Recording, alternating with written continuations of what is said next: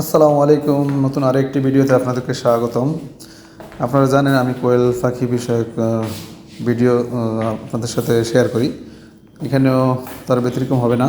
তারপরেও কিছু এক্সট্রা জিনিস শেয়ার করতেছি ইদানিং, যেটা আমার ফ্যামিলির সাথে জড়িত, গ্রামে গঞ্জের সাথে জড়িত। আসলে ভালো লাগে, তাই আপনাদের সাথে শেয়ার করি। আপনাদের মতামত জানায়েন। আপনারা যদি ভালো না লাগে তাহলে আর দিব না। তো যেটার বিষয়ে আজকে কথা বলবো সেটা হলো আপনার কোয়েল পাখির ঠান্ডা।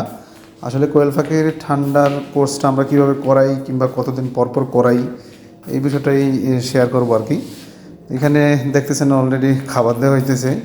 কোয়েল পাখি খাচ্ছে, ওরা খাওয়ার জন্য খুব পাগল।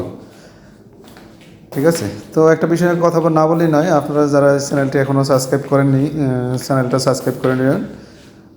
যারা সাবস্ক্রাইব করেছেন তাদেরকে অসংখ্য ধন্যবাদ। আর একটা লাইক দিয়ে দিবেন, ভিডিওতে কমেন্ট করে আপনাদের মতামত জানাবেন। কী বিষয় নিয়ে ভিডিও দেখতে চান অবশ্যই জানাবেন। আমি চেষ্টা করব আপনাদের সাথে নতুন নতুন ভিডিও আপনাদের কমেন্ট অনুযায়ী শেয়ার করতে। তো শুরু করতেছি আজকের ভিডিও। তো আমি আসলে কি মেডিসিন দিয়ে ঠান্ডার কোর্সটা করাই, এটাই আপনাদের সাথে শেয়ার করবো আর কি। আপনারা সাথে থাকুন, দেখতে থাকুন পুরো ভিডিওটি খুব বেশি লম্বা হবে না, এই আপনার 5 মিনিট 48 সেকেন্ডের ভিডিও। ইনশাল্লাহ দেখবেন, আশা করি কিছু জানতে পারবেন। আমার ভুল হইলে সেটা আমাকে কমেন্টের মাধ্যমে জানিয়ে দিবেন। তো দেখতে থাকুন। আমার খামারটা একটু দেখানো হচ্ছে। আমার খামারটা আপনারা জানেন খুব বেশি বড় না। এখানে দেখতেছেন ওষুধ দেওয়ার আগে যেহেতু ওষুধটা তো পানির সাথে মিক্স করব, সেই হিসাবে আপনার পানির পাত্রগুলা নিয়ে এসে এখানে ধুইতেছে। কেননা পানির পাত্রগুলা বের করে ভালো করে ওয়াশ করে একটু ঘষা মাজা যদি দরকার হয় সেটা করে 1 দিন 2 দিন পরপরই সেটা করা হয়। কেননা আসলে না হলে এখানে শ্যাওলা টালা জমে যায়। তো সেই হিসাবে এখানে একটু মেজে নেওয়া হয়। তার আগে একটু শেয়ার করি, দেখেন আপনারা, আমার এখানে কিছু পেঁপে গাছ আছে। আমার বাড়িতেই কিছু পেঁপে গাছ আছে। পেঁপেগুলা মোটামুটি ভালোই দেখাচ্ছে, যদিও গাছটা একটু বয়স হয়ে গেছে তাই পেঁপে একটু কম দেখাচ্ছে। এখানে আরও কিছু মরিচ গাছ আছে। এখানে আছে লাউ গাছ। আসলে পারিবারিকভাবে তো এখানে কিছু জায়গা, আসলে এটা একটা ভালো জিনিস। কেননা কোনো জায়গা আসলে বসে রেখে লাভ নাই। জিনিসপত্রের যে দাম এখানে, যদি আপনি কিছুটা হইলেও এখান থেকে মানে আনা যায়, এটাই তো আপনার লাভ। নাহলে তো আপনার 2টা মরিচ হলে তো 2টা মরিচ কিনা লাগবে, তাই না? এখানে অনেকগুলো মরিচ গাছই আছে, ছোট আছে বড় আছে, সেটাই দেখানো হচ্ছে, আপনাদের সাথে শেয়ার করা হচ্ছে।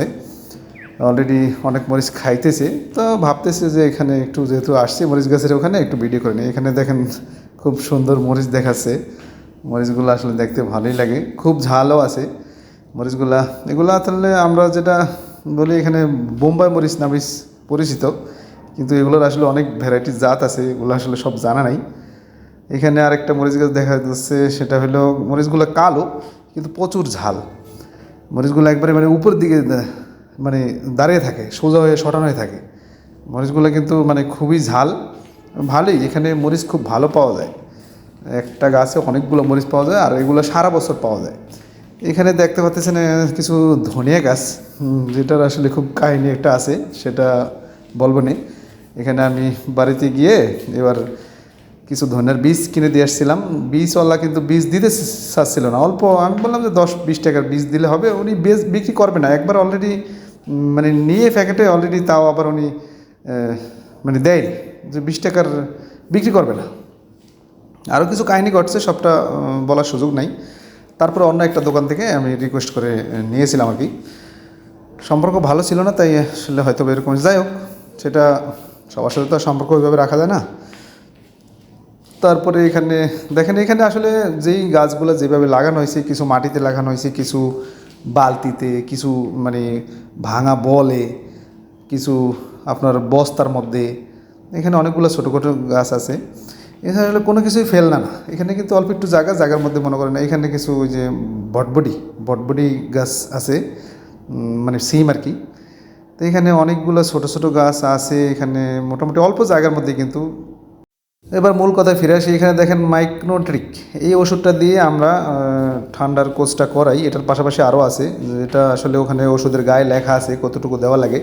এটা আমরা সকালে দিয়ে থাকি, পানি যতটুকু লাগে ফাঁকি যতটুকু আমাদের ওই হিসাবে আমরা মাত্রা হিসাবে নিয়ে নিই। এটার গায়ে লেখা আছে কতটুকু দেওয়া লাগবে। মোটামুটি ওষুধটা খারাপ না। এখানে আরেকটা ওষুধ আছে, এই ওষুধটাও আমরা দুপুরবেলা দিয়ে থাকি।